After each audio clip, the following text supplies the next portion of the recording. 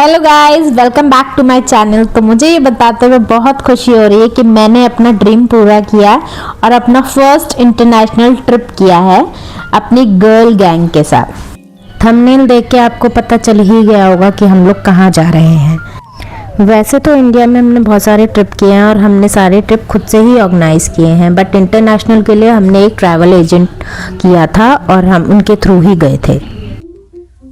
हमारी फ़्लाइट 1 जनवरी की थी। 2 जनवरी को हमारा अराइवल था टू माय ड्रीम सिटी। वैसे तो मेरी गर्ल गैंग में काफ़ी लोग इंटरनेशनल ट्रिप गए हैं, पर मेरी गर्ल गैंग का ये पहला इंटरनेशनल ट्रिप था।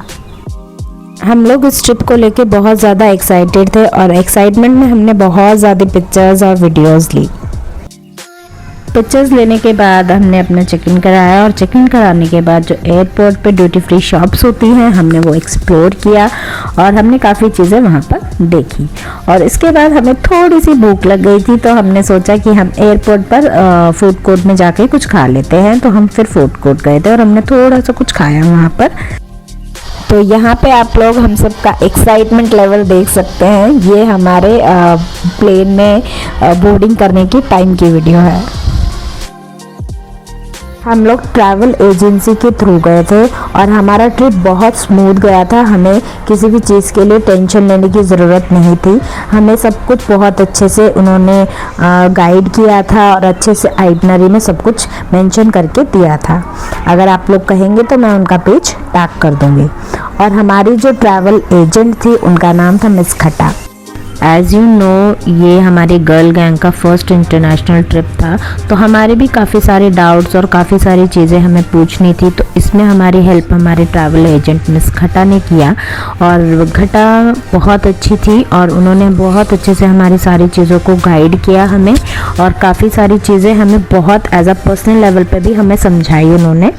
और वैसे तो उन्होंने हमें 12 डेज़ का पैकेज बोला था कि आप 12 डेज़ के लिए वियतनाम जाइए, बट हमारे पास टाइम की शॉर्टेज थी, हमारे पास बहुत ज़्यादा डेज़ नहीं थे, तो हम सिर्फ 1 वीक के लिए गए थे।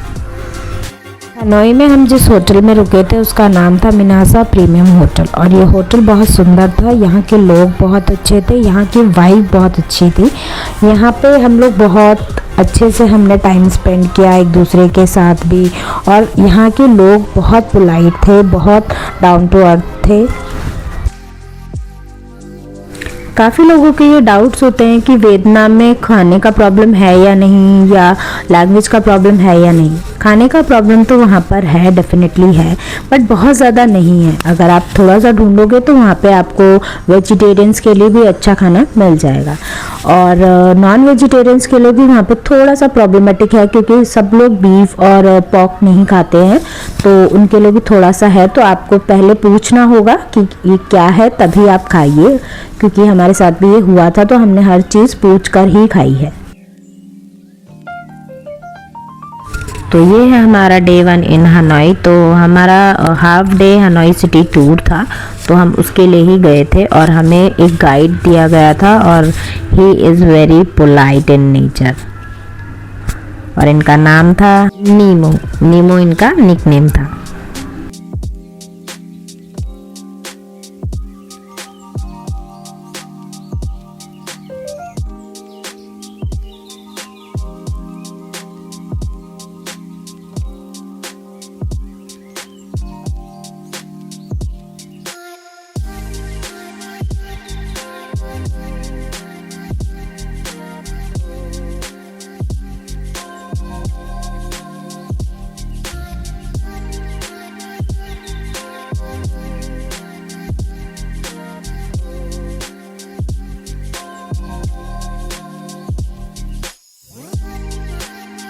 यहाँ पे आप देख सकते हैं ये आदमी उस एक पेपर पे कुछ लिख रहे हैं। ये वियतनामी लैंग्वेज में गुड थॉट्स लिख रहे हैं, जो आप अपने घर पे लगा सकते हैं, और ये आप लोग भी लिखवा सकते हैं अपने घर के लिए।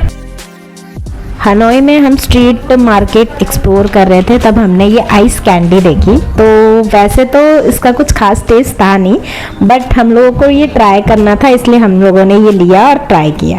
ये थोड़ा सा फनी था, बट हमें बहुत मज़ा आया।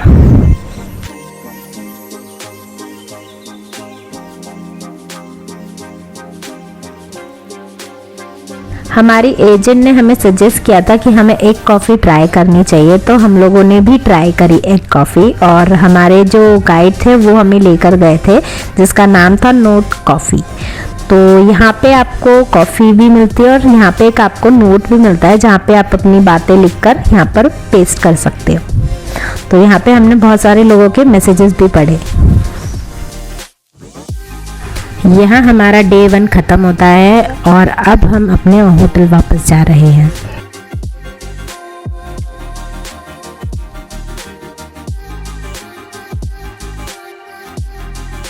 तो ये है हमारा डे 2। तो सबसे पहले हम गए थे हनोई ट्रेन स्ट्रीट, और आपको ये जान के थोड़ा सा वियर्ड लगेगा, बट यहाँ पे है कि आपको यहाँ जाने के लिए यहाँ पे किसी रेस्टोरेंट में आपको वहाँ पे बैठना पड़ेगा और वहाँ पे कुछ ना कुछ आपको ऑर्डर करना पड़ेगा, तभी वो आप लोगों को वहाँ पे बैठने देंगे। अगर आप लोग 6 लोग हो तो आपको 6 आइटम ऑर्डर करनी पड़ेगी, अदरवाइज वो आपको बैठने नहीं देंगे। तो हम लोग भी थोड़ा सा शॉक हो गए थे कि ये क्या है, बट हाँ स्टिल हम लोगों को बहुत मज़ा आया यहाँ पे ट्रेन देखकर, क्योंकि बहुत सारे लोग यहाँ पे आए थे और वो सब भी ट्रेन का वेट कर रहे थे और वो लोग भी बहुत एक्साइटेड थे। इसके बाद हम अपने साइक्लोन टूर के लिए गए थे, जो हाफ एन आवर का था।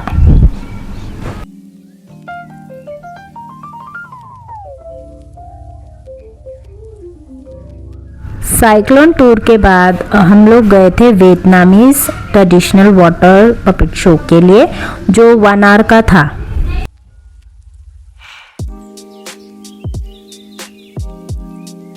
तो यहाँ पे हमारे हनोई में 2 डे कंप्लीट होते हैं और ये हमारा पार्ट 1 था। अब हम पार्ट 2 में मिलेंगे। तो see you in the next vlog. Thank you.